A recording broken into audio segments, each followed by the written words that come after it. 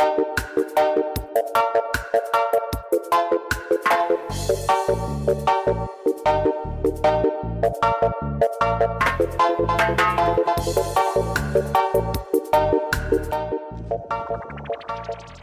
everyone, welcome back to GYaff with G.O.L.D.R.U.S.H. My name is Sherida. And my name is Afia. And we are so excited to have you guys back for another episode.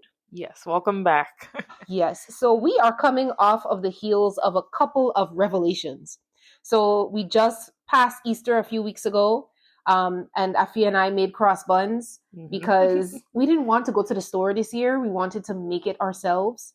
And it really got us thinking about the idea of how much effort it is to conserve your culture, and how there are so many different alternatives to that because of, where we live presently. Right. And so, yeah, it just really got us thinking about what it means to be intentional. Right. And when it comes to being intentional, it means making those conscious choices, to be able to keep your heritage alive instead of just, going about life thinking that it'll happen naturally. And while Sherida and I are living outside of Guyana. Well, sometimes. Yeah. Well, sometimes. Yeah. Some people. But yeah, so while we're mostly here, we do try to stay intentional about where we shop and what we eat and what we do, just to keep our culture alive, because it is very important for us to be intentional. It matters. And that actually got me to think about the fact that even in Guyana, there is discussions about the fact that some aspects of culture are dying out. And I think that intentionality doesn't just have to come from outside of Guyana in the diaspora, but also like there has to be an attitude of value towards just Guyanese culture in general that is reflected in the country, so that the younger generations retain certain practices that their parents, or traditions that their parents and elders were exposed to when they were young, and not just leave behind because it's not being maintained. Right. So both sides, both the diaspora and local Guyanese, need to put in that effort. That's true. And Sherida, I'm interested to know if there are things that you've seen, because you're in Guyana more often now, more than ever, than me. But I'm interested to know because when I think about being intentional about culture, a lot of times we think about how we are outside of where we're from, keeping the culture alive while we're, still trying to stay connected to our homeland. But it is interesting that you say that there still can be a disconnect even within Guyana itself. So I'm interested to know like what you've seen, living here in America as well as living in Guyana. So what I would say is that in Guyana, there are like different types of Guyanese in the 21st century, 2026. Yes. I feel like there are more kids that I'm seeing that are speaking with a very foreign accent, not as strong. I know some kids who don't speak any Creolese, like their Guyanese slang is very low. And, there are other kids who are very, very raw Guyanese, speaking like, country Guyanese, like Berbetian, hardcore Guyanese. And then in the same breath, like I've seen like, fashion change and more styles that I would associate with maybe people from New York dressing. Sometimes it always cracks me up when I see somebody in like a long jacket or a long boots or something. And I know maybe it means that either they went abroad and they brought it back and they just want to wear their nice clothes, or maybe a family member gave it to them. Either way, I've seen also a lot of discussions on Facebook about fettuccine Alfredo and people taste, get very sweet for stuff that is maybe not our traditional cuisine. And I think all of this is just the influence or the result of the fact that, other cultures and American influence is more accessible than ever. That's true. People can go on TikTok and they can see anything that they want. They can go on YouTube, Facebook, all the social media platforms. But also there's a lot of non-Guyanese business coming into the country. That's true. And so when you introduce new restaurants and new fast food chains, that introduces a different type of cuisine that people begin to develop a taste for. And, that maybe wasn't the case as much as when we were children, where, most of the time, especially in Berbice, where a lot of restaurants, they're going to close at a certain time, so you better eat what's in your house. Right. But now with, delivery services available and whatnot, like it kind of does change aspects of the culture, technology, and just the new convenience that a lot of Guyanese are experiencing. Right. I agree.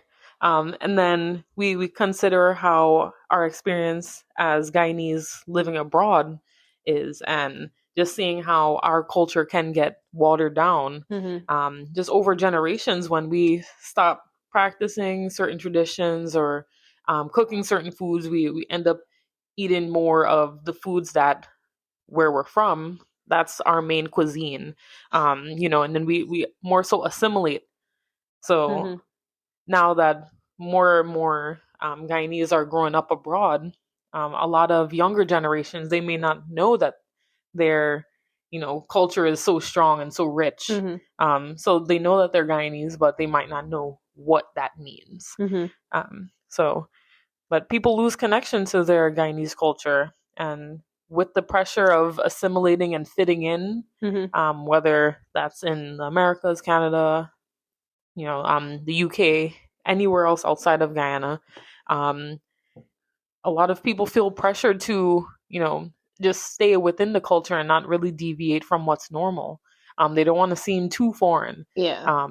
They want, some people do want to have the little essence of their culture without, it feeling like they're being too much. Exactly. Especially in like crazy political times, like in the case of the US, like where any implication that you are from somewhere else can be threatening to other people and may result in authorities being called or anything like that. But what I do want to say is that it's not always a function of, it's not always your choice or the person's choice in the diaspora who has grown up there to retain culture. Sometimes it is based on your environment. So if you're in a household with parents who really didn't insist on you learning aspects of your Guyanese culture, they didn't force you to eat Guyanese foods, or you didn't grow up amongst a lot of Guyanese people, it's harder to develop a deeper and more intentional and personal relationship with your culture.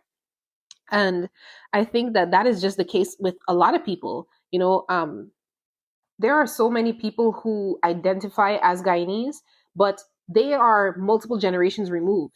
So it's even different for them, even more different, I should say, for them to be able to speak to the culture. Maybe they've never been to Guyana, or, their grandparents who were born in Guyana are no longer alive. And so their parents are, those first generation Americans who, know Guyana at a distance, but don't have the same even connections back home to be able to entrench their children in the raw Guyanese upbringing. Right. Yeah, and a quote that I've heard was, "You're never too far removed to come home culturally." And it reminds me of one of my coworkers, actually. She's half Guyanese, and her father is actually adopted. He's Guyanese, but he tries his best to stay connected to the culture, even though he doesn't know his biological parents. And like I see with my coworker that she tries to stay connected in her own ways as well. But sometimes it's hard enough working with, very little information, but still having that curiosity, to be able to, look more into what, your culture really is. So for some people, it's, more convenient than others. But I would say, like, especially in Sherida and I's case, considering that we do live in a highly, Guyanese populated area, is very convenient. Sometimes to a fault. Yeah, sometimes it is to a fault. And that just comes with the area that we're in. All these food restaurants and the stores from Guyanese markets selling things groceries. that you can, exactly, groceries that you can find at Starbucks. Mentholated spirits. Literally, yes. Yeah. All this stuff. Right. So all these different things when it comes to just food and celebrations even, because of the area that we live in, there's always something going on, especially when it comes to the holidays and whether there's different celebrations and stuff. Our parents even get, these flyers, and they send these things to us, and I'm like, wow. And this is happening in, like, walking yeah, distance within, sometimes. exactly, literally Yeah. within walking distance, or not too far of a drive. But some people, they might have to try a little bit harder. And a very important quote is, inconvenience is the cost of community. And, to really retain your culture, sometimes you do have to, try a little bit harder, especially if you're not in these easily accessible areas where you're able to buy Guyanese food and shop Guyanese. So Yeah. No, I think that you have a great point, but I wanted to also point out on the flip side that I've seen the opposite happen. For people in the same area, even though they are exposed to Guyanese music and events all the time, sometimes familiarity, is it the phrase familiarity breeds content? yes, Contempt? contempt. Contempt. Yeah. Yeah, and you would see them and they're like, oh, what event? You didn't see the Guyana flags all over the highway and stuff like that, telling you to go to this location on I this date. know. But it's true. Like sometimes when you don't see the privilege of being close to your culture, you can just completely ignore it. So there's plenty of That's Guyanese people true. in this area who are not as involved in the community, and we come across them all the time. And it's, to some degree, it's been like, I feel like that's been the fun part of Gold Rush, is meeting young Guyanese people who are like, yeah, this is a thing that I'm a part of technically. Like I am a part of this community, but I haven't really been involved because is it really a big deal? But you kind of do have to make it a big deal. And I feel like that's true. been what we've been trying to do for the past almost 6 years. Like we live in a very Guyanese area, but sometimes we still go to New York, go out of our way to go to parades and parties and try out food and do all these different things because we know it's important to extend ourselves to show that support for our community. And yeah, no, you're right. And then a lot of people who do become very, I guess, I don't want to say comfortable, but who are more used to just having like these events being right around the corner. It's like there's always going to be another one. It's not really like, oh, let me, let me go to let this me one. go to this one, You're or right. like be intentional about, okay, like I'm going to this event kind of thing. It's just, like, oh, this is just another event that, this happens all the time. Right. They don't really feel the need to go. But you need to go. Yeah, but you need to, because eventually, like when these, Guyanese, I don't want to say socialites, but like these culture carriers, after a while of not seeing support, it discourages you from wanting to continue. It does. And then It really after a does. while, you'll notice that there's not many Guyanese events happening, or you've realized, oh crap, the flag raising we used to have all these years is no longer happening. When did that stop? You didn't even notice, but it's because you didn't extend yourself to show up, even when it was information you already knew, even though you know the national anthem or you don't. Yeah. Or even when you've had every type of curry there's to have, you didn't show up. And when enough people start developing that mentality that, oh, it's just stuff, is long time stuff and stuff that I already know and have at home, why should I go? That is how your culture starts to die, both abroad and in Guyana. That's true. Yeah, and even when it just comes to like, we understand some people, they don't want to go out and buy food that they can already make at home. Sometimes it is just taking that extra step to, you know what? I'm gonna go and purchase a meal from this Guyanese restaurant just to support. Yeah, sometimes just to put a tip in the bucket. Exactly. People actually did that on Saturday for the Rush. Like just sent money to Gold Rush to buy something for the next person, or just to donate, put in the tip bucket. And it's stuff like that that keeps people motivated to come back, because in the sense of the restaurant business, that is not an easy business to stay afloat in. That's true. Like most restaurants don't survive. Yeah. And so a lot of these businesses are out here trying their best and sacrificing their time and, frankly, in certain instances, the ability to make more money just to maintain a store to sell Guyanese food. Yeah, that's true. And it's like, it's really up to us to continue to support these places, whether it is a restaurant, whether it is a market or something, just to show up for our community, And another thing I was going to touch on with just more so the convenience of just just being in the culture, something that we don't really think about is living with Guyanese, like being in the area and being with family and friends who are Guyanese, having food readily available by our families and things like that. Just having things like something as small as green seasoning. I didn't even realize I use green seasoning for everything. Yeah. And just having those things just readily available.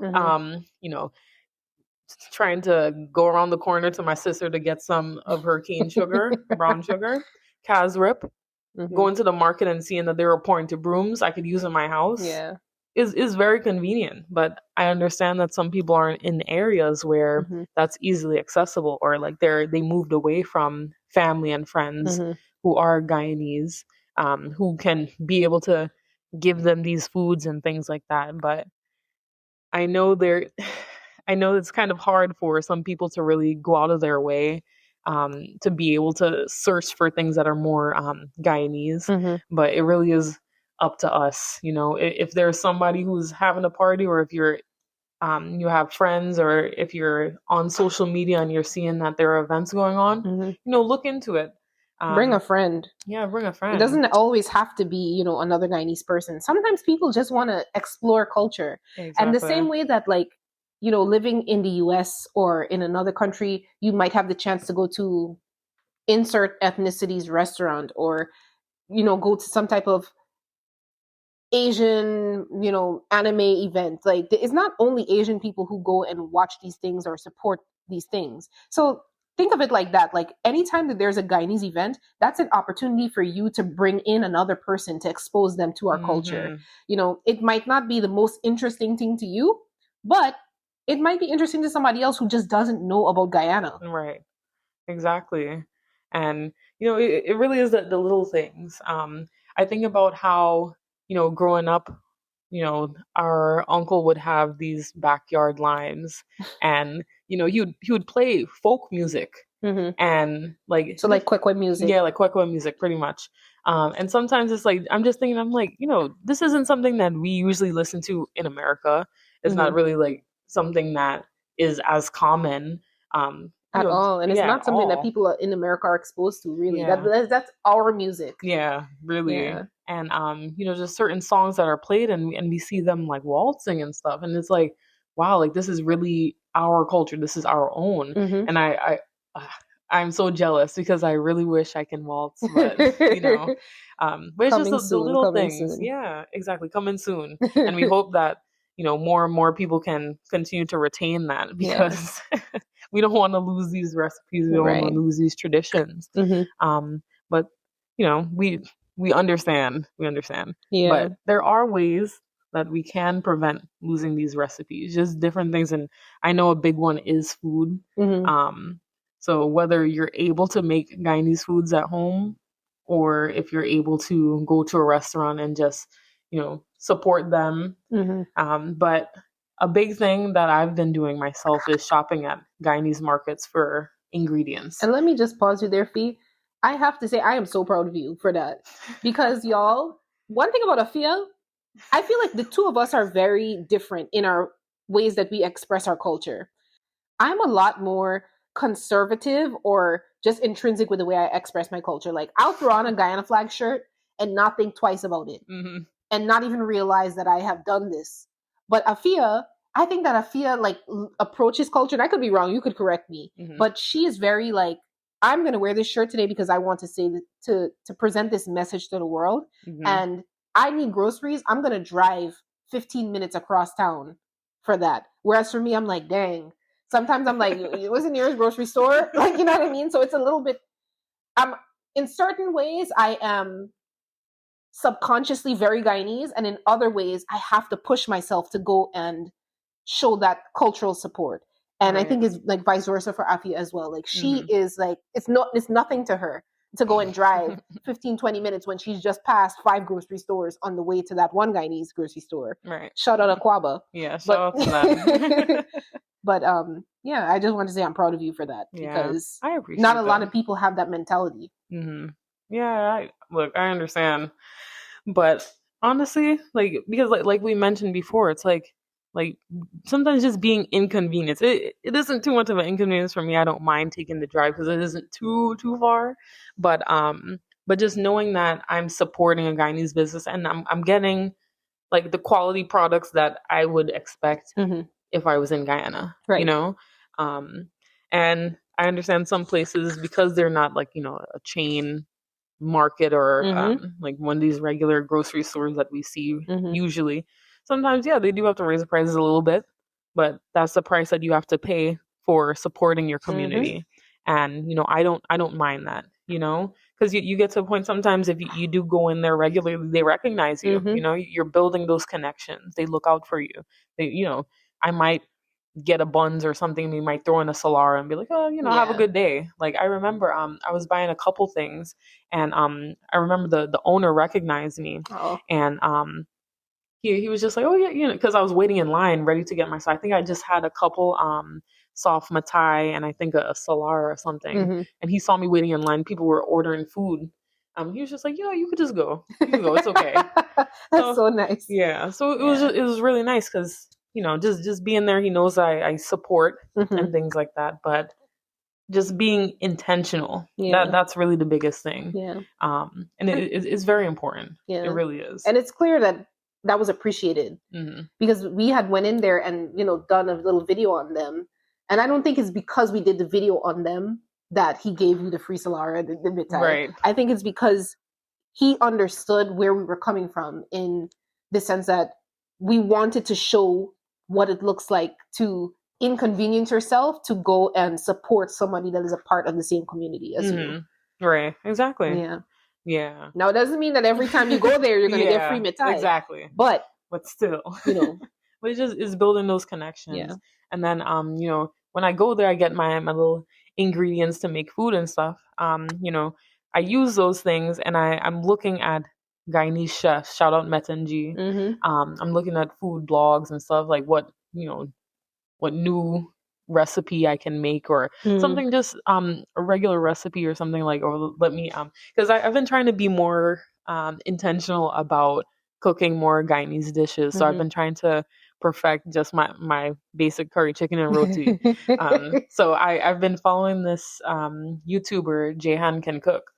And like I pretty much mastered my roti based off of just following her blog over a couple years ago. Actually, people order Afia's roti for real, guys. Like I'm telling you, like I have video. I gotta find a video of you making a bunch of roti. Like I'm pretty sure somebody asked you for like a 50 roti order like a couple years ago.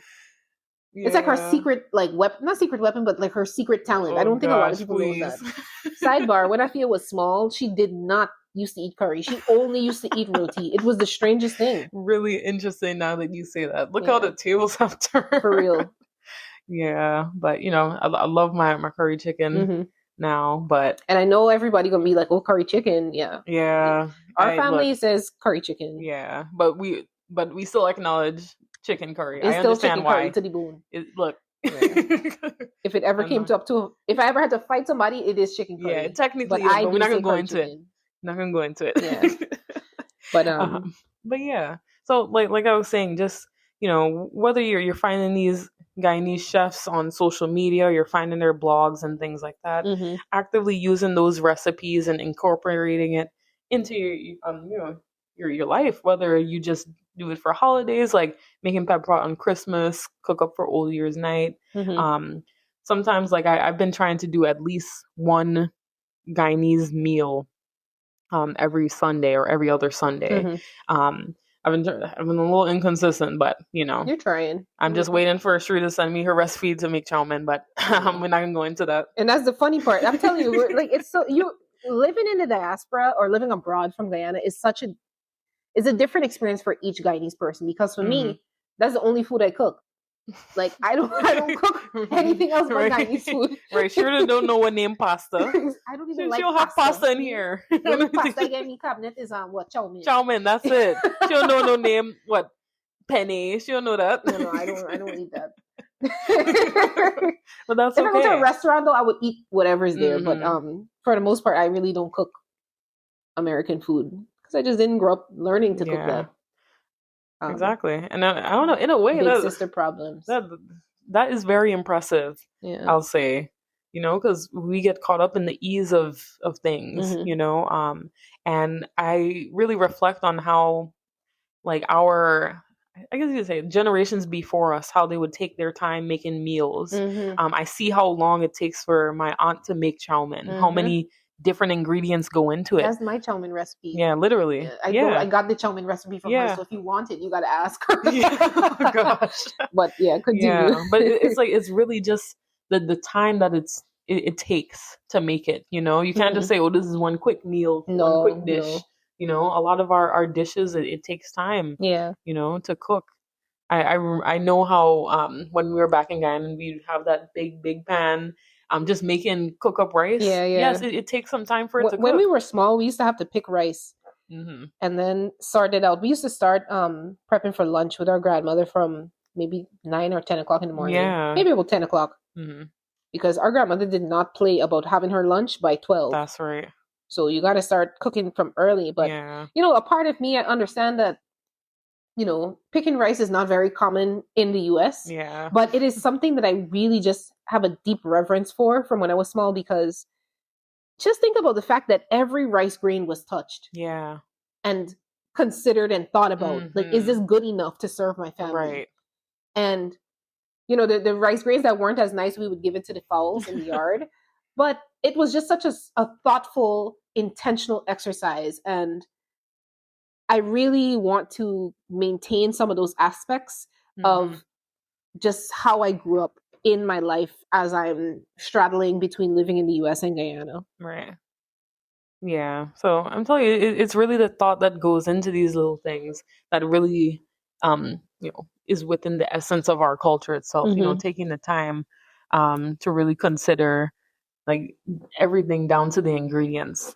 So we really do encourage you all to, if you want to try making a Guyanese meal, please do start off with something light, something easy if you're able to. Shine rice was one of my first. Rice, yeah. Yeah, because I remember in college, I asked Sherida for her shine rice recipe. Yeah. And I tell you, I was making that every week. Shine rice went triple platinum in the dorms. Triple platinum in the dorms. I'm telling you this. Yeah, shine rice, coconut rice, if you don't know. Random. I met a Guyanese person one time that was like, I don't know what is shine rice. I don't know if it's a Berbican thing or what. That's a good question. I don't know, because I was really thinking about that too. Because the history of it was just a quick and easy dish. You can just eat the rice by itself because like poor man food. Yeah, exactly. Yeah. Well, wait, we gotta pose that as a question.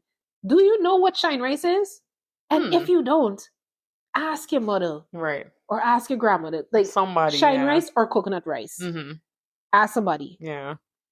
So, but yes, I know we're losing track. Because we could talk about this all day. I know. But back to just the point of, like, we don't want to lose recipes, We want to continue to go to these events, like cultural events, whether it relates to a holiday or just any kind of celebration of our culture itself. We've gone to the mash dance in New York before, Pagua as well there. Go back for mash in Guyana sometimes. Exactly. And it's always a good time. Sometimes the young people really is scarce there, but we still make it a point to show out. Even though it might be a big people party, we're interrupting and they might give us stares and stuff at first, but then as long as you get on the dance floor, they accept you with open arms. Exactly. You're not just sitting around and making up your face and all of that. But still, it'll always be a good time. And social media has these events, even though we could do better as a culture with promoting better earlier on. Yes. Because some things I see come up, I'm like, wow, I didn't know this was going on this weekend, or it passed, and I'm like, that wow. That might be a Guyanese thing or something, because we do that sometimes. That's true. So we got to stop that. Yeah. Us included. We all got to promote more early or earlier. Right. So whether it's like cultural events itself and visiting Guyana for yourself, I know some people in the diaspora, their parents haven't gone back in years, so maybe that's something that they haven't addressed or connected with themselves. But we really do encourage you all to go and experience Guyana for yourself. Because funny enough, a couple years ago, we did go for a wedding, we also experience Guyana as tourists. Yeah.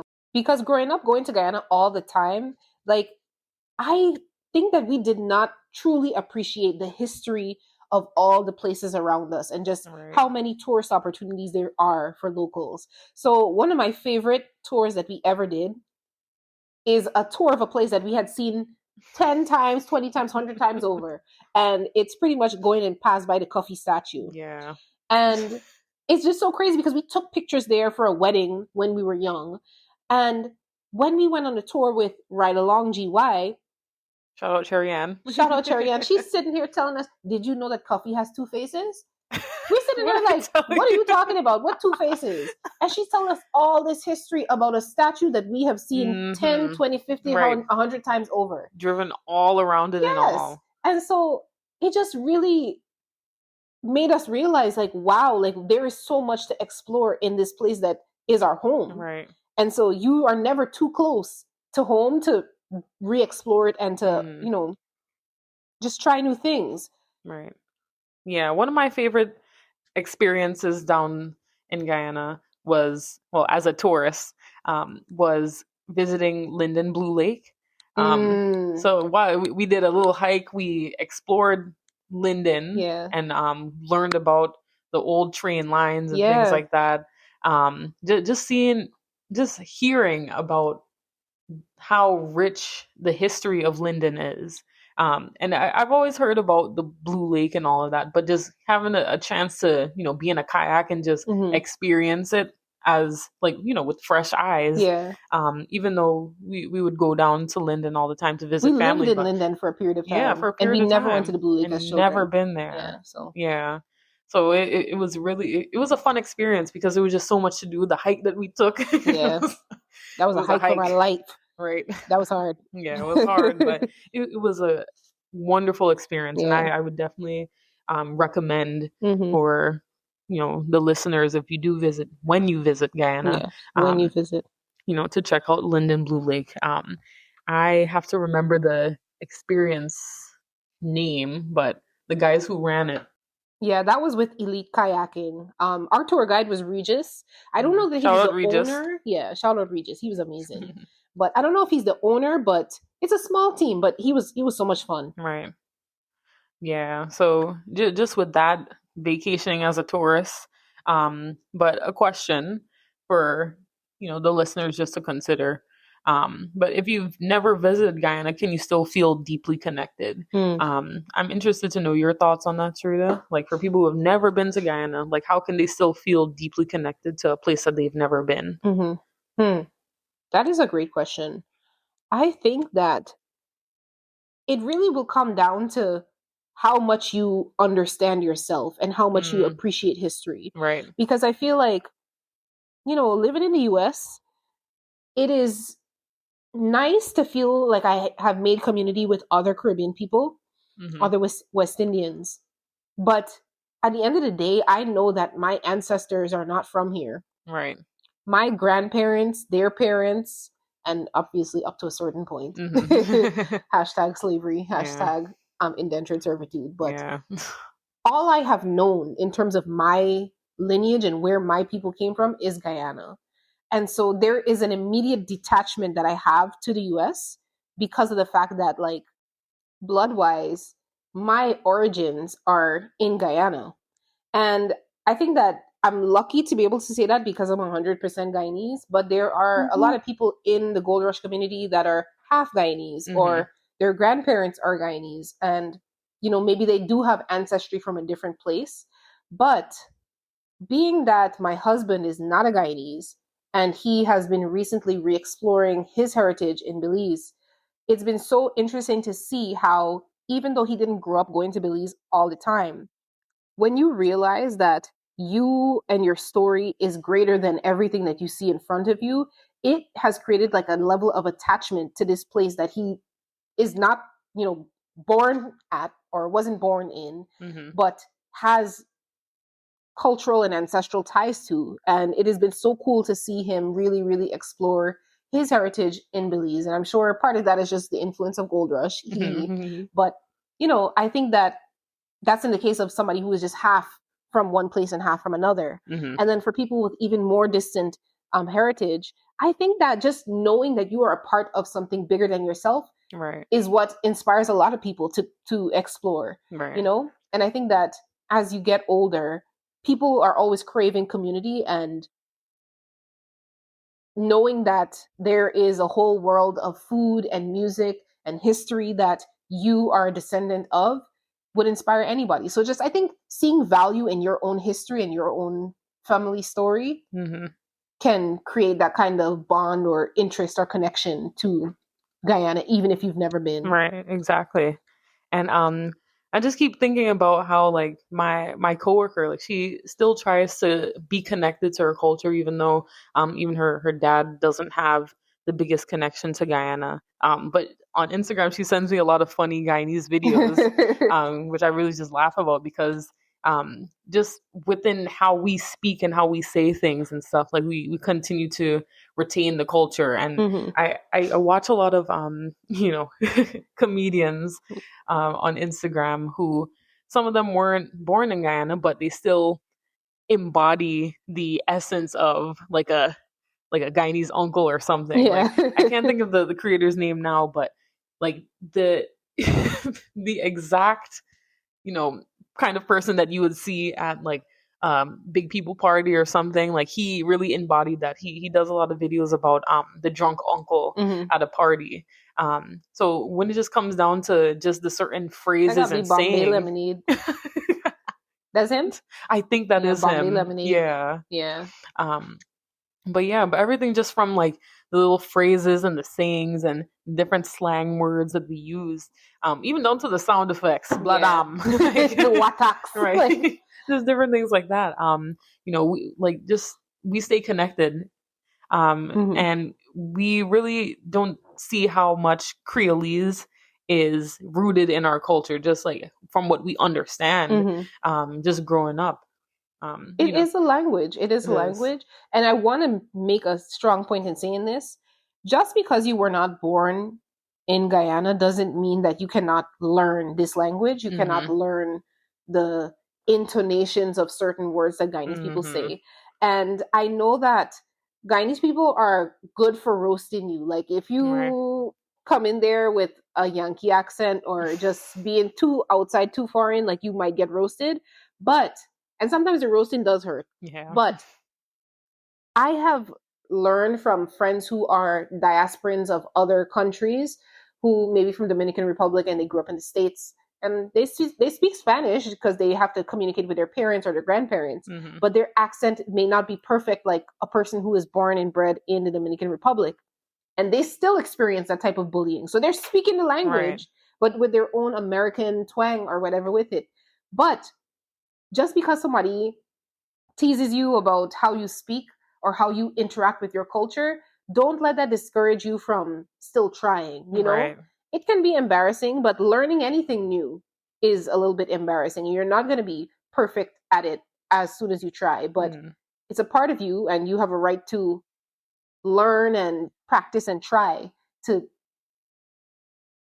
learn your culture and pick up slang and words and the language. Mhm. Yeah, like as awkward as it is sometimes, like I find myself slipping up, because while I might not be as much in Guyana as Sherida is, there's still some things that I'm like, maybe I'm not gonna say this, or if Yeah. I do say it, it comes off wrong, and I'm like, you know what, that's the Yankee side coming Yeah. out. Let me The not say it. Creolese it's a Yeah, little weak right now, yeah, a little weak, but it's all right. but when it gives, Coming it up. gives. Yeah, exactly. And then it just comes down to like how sometimes the accent just comes out when we're speaking Yeah, yeah. to regular people. Hmm. And I don't realize it sometimes, but even just how like I phrase my Yeah. sentences sometimes. And like I would have like some coworkers or friends like kind of like question or ask me to repeat what I said, and in my head I'm like, oh wow, that sounded really Guyanese. Yeah. Because it's your language at the end of Yeah. the day, and that is so true. Like there's so many times when, like, I don't know, like it's just Guyanese Creolese really is our first language. Yeah. And so, to your point, there have been times that people have stopped me and been like, "Where are you from?" Mm-hmm. And I'm thinking here that my American Valley girl voice is so perfect because I went to a No. PWI, and sometimes I'm just like, wow, I'm really not like Yeah, y'all. no. As much as she tries to hide it, like you can still hear it. You can still hear hear the it. You undertones. can Like, see it in different yeah, ways. Like, and exactly. And I think back to your TED talk, and I'm oh like, Jesus. as professional sounding as it is, because I know how we talk and how like we grown up and how like just the way that we've interpreted words and things like Yeah. that, I can hear the accent. I can still hear it, no Okay. matter how much you try to, PWI it. exactly. For those of PWI you it. who don't know what is a PWI, it's a predominantly white institution. So that's like Yeah. when you go to college in the US and most of the students are white. And so, not that all white people have the same accent, but I do think that when you are in certain environments, everybody code switches. And so I definitely learned to code switch in a PWI. Right. Yeah. But, and that's another thing. That's like, do we actively hide it? Yeah. Try to hide our accents or just the way that we say certain Mm-hmm. things. Or how we Just phrase things. exactly how we phrase things, whether it's to make somebody else feel comfortable or if this is just, professional. We got to kind of put that to the side and not, mix too much with, Yeah. something else Never that's the out of two the shall norm. meet. Yeah, right. Yeah. But there's, you know, just don't feel ashamed. If some things come out, hey, who cares? It Right. is what it is. But just our language, there's so much history rooted in it. It's our culture. So don't be afraid if you pick up some of the slang or if you intentionally, purposely pick it up. Yes, Who is exactly. stopping you from picking up the phrase? The word that came to mind was not a good word. Yes, I know exactly what you're thinking. I don't think you knew what I was thinking. It started with a D and ended with an S. But I don't think people really say that word anymore. But who's stopping you from calling people dunce? Exactly. Who is stopping you from telling people, look at this rusty dusty? You know what I mean? Like, who is stopping you? Exactly. And even though it's not going to sound as clean and sweet, like how a Guyanese musing might sound, or how like a joke might sound from somebody you're following on social media, right? You have a right to inherit this language. It's yours. You should practice and play around with it. There's so many Guyanese, slang that we came up with that I don't think I've heard it in Guyana, but my cousins over here, like we obviously speaking to each other in Creolese and just mixing around words that is Guyanese Creolese, but making it our own. Yeah. A lot of them not good, so I can't say it. But, I know. You have a right to do that. That's how language evolves. Exactly. And like whether you hear something or like you see something online, ask questions or like, if there's a phrase or just something that you don't understand. And it might even be a fun thing if you ask your parents about it. When last you heard this saying, I follow this page on Facebook. What is it? Guy Swan. Yeah.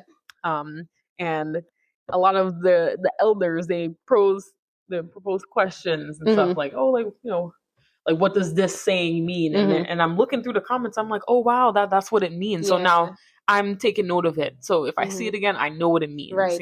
Right.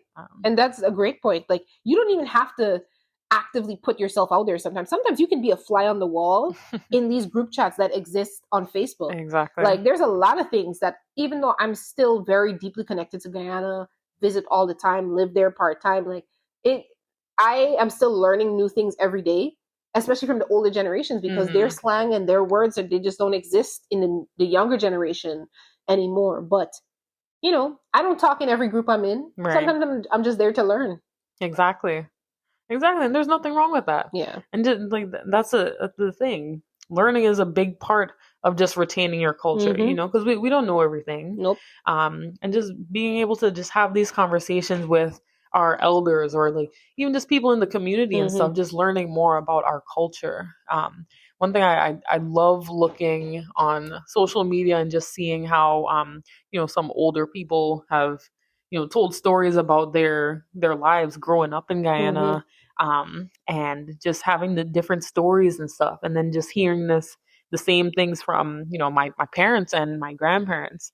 One thing I really do wish is that I gotten more stories from my grandmothers. Sherida did make it a thing and make it a big deal, something that was important. to talk more with our grandmothers.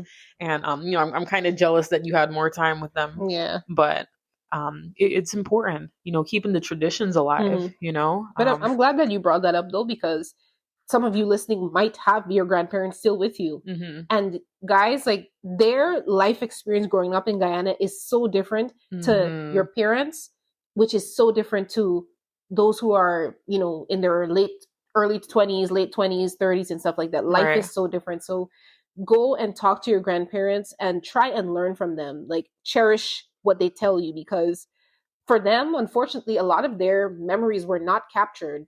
They weren't recorded. They weren't, they may not have as many photographs, and certainly don't have very many videos of them recounting their stories. So if you have the time to capture it, capture it. Exactly.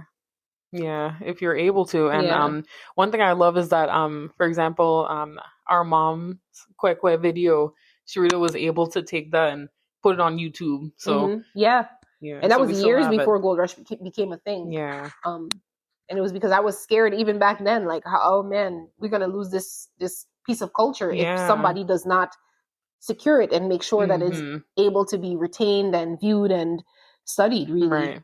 Exactly. And it's like, I just find it so beautiful that Sherida was able to refer to that video and to really think back and really consider how she was going to plan her Kwekwe. We've gone to different events. I remember we went to an event in New York that was a Kwekwe kind of, it was like a storytelling reenactment of a Kwekwe.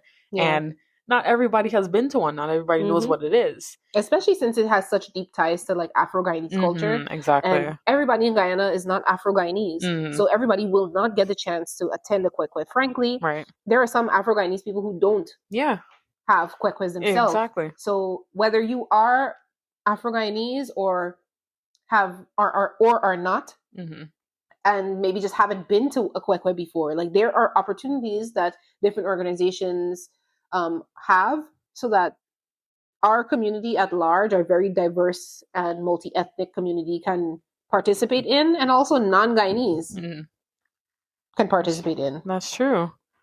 Yeah. So, like, with all of that, we just continue to encourage you all to, try your best to retain your culture, whether that is just, through music or like just being more intentional with where you shop. Even like if you have an event coming up, trying to see, are there any Guyanese people that I can patronize their services? Like, I know for Sherida's engagement party, she had it at a Guyanese restaurant. Shout out Cleo's Kitchen. They also supply the food for my actual wedding. Exactly. And then she had, while they are our cousins, but a DJ is, the DJ for her wedding is Guyanese. And then while, like, for Gold Rush events, we've been actively seeking out, vendors who are Guyanese, where like we can use their venue and things like that. So just being more intentional and keeping, the strength in our community and putting money back into our community, and just keeping up to date with Guyanese news. I follow News Guyana. Newsroom. Newsroom Guyana on Instagram. Always seeing what's going on. I don't know if Sherida still does, but like reading Kaitro News and other informal journalists. Like Go Mosley. Listen to podcasts and YouTube videos and stuff. Some might be more controversial than others, but you're still getting the news. And it's up to you to parse through and to find different sources to confirm or challenge information. But exactly. But just more so with, continuing to stay connected, like staying connected to cultural groups, Gold Rush, to, staying in the loop, staying in the community, staying in the know, to just be able to continue to just push our rich culture forward, just, there's always something to learn. But a question I proposed to Sherida, how do you think younger generations can reconnect or connect deeper with Guyanese culture? Because a lot of us are, getting more disconnected because we're not being born there, you know? So like, think about how your children are going to be raised. I mean, you might be more intentional about how they're raised, but yeah. But I think it depends. So for young people who are still within their parents' house, like if you live with your parents, you can go and ask them questions if your parents were born in Guyana or grew up going to Guyana. Right. Ask them questions. Because I do believe it's the responsibility of the older generations to pass down culture. But if you do not have that resource available to you, like in the instance of the person you know who's adopted, I think seeing your existence and your history as valuable is a good place to start, because once you see knowing where you come from as valuable, it will inspire you to become more curious naturally. True. Because how can you be a proud Guyanese if you don't know anything about that place? Yeah. But when you know about that place and how far it's come and the types of people that have come out of Guyana, I think that like it forces you to stand a little bit taller. When people think of Letitia Wright, they know that yes, she's from the UK, but she was born in Guyana and ultimately a product of it. G.O.L.D.R.U.S.H, I don't know if that's how you pronounce her last name, the actress that plays Queen Charlotte on Bridgerton, she's a Guyanese. Chef Dev, a really, really great chef in Canada doing his thing all over the world, like just really putting Guyana on the map for a lot of people who don't know. Like if you aspire to be an actress or a chef or a musician, Leona Lewis, half Guyanese, Olivia Dean, half Guyanese, like all these people, if you can see and develop a sense of pride from all that they've accomplished, it will make you see your history as something that makes you just as capable to accomplish all that they've done. Right. Exactly. So just knowing that, these famous people are still proudly Guyanese, or at least, some people you might have to look more into their history. But still, like I remember, just recently I found out that Olivia Dean, she had a song, basically about her grandmother coming from Guyana to the UK, just her migration story. And it really touched her. And a big part of her identity stems from, being part Guyanese. So just being more, again, we're going to keep saying this, being more intentional with retaining your culture. Whether, this coming Christmas, you're like, you know what, I want to learn how to make pepper pot. You take the time to learn it. There are many Guyanese chefs we recommend. MetMG, shout out to MetMG. Shout out Althea Brown. But yeah, making Guyanese foods, just, whenever you can, whether that's like once a month or something, just being intentional about it, showing up to cultural events. And for those who may not be as connected to family members who, whether they live in Guyana or they've just very removed from Guyana, looking more into your history, like, if you find out where in Guyana specifically your family comes from, right. Looking more into the history of that. But just in general, culture is not exactly what we inherit, but it's what we continue. We continue to just build up on it, and we practice it. And as long as we continue to, teach it, support it, share our culture, we prevent losing it. So, and organizations like ours, G.O.L.D.R.U.S.H, we exist because it's important for us to preserve our culture, because we want to continue to build this community. We want to continue to be visible and continue to make these, be more intentional and actionable when it comes to, keeping the culture alive. Yeah, exactly. Keeping Guyanese culture alive. So one thing I do want to encourage the listeners, as a challenge, to do one intentional cultural act this month, whether that is, let me find out where the nearest Guyanese restaurant is. Let me support their business. Or if there's any Guyanese, markets or anything, or if there's a, some kind of Guyanese services that you can, patronize, be intentional with it. Look into your history, whatever that may be, and let us know. Hit us up on our Instagram or our Facebook or our socials in general, and let us know if that's something that you found. All right. So we have GYaffed for quite some time, to the point that now my microphone has died. But it has been a pleasure spending time with you guys. We hope that you guys really got a lot out of this conversation about being intentional about retaining your Guyanese culture and all the things that you can do to stay connected, to learn more, to just be intentional about sharing our beautiful culture with people across the world. And so, yeah, you guys know how we like to end our episodes. So we wish you a very good night. Yes, and we can GYaff later. All right. Good night. Good night.